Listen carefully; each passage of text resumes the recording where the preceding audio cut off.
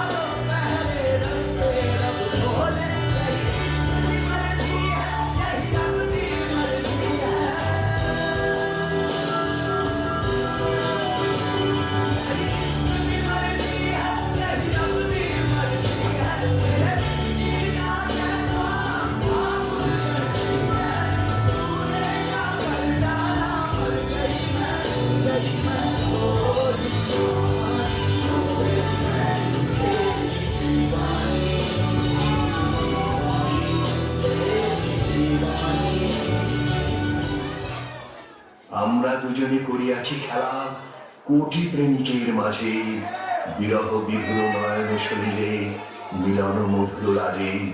পুরাতন প্রেম নিত্য নূতন সাজে। আজ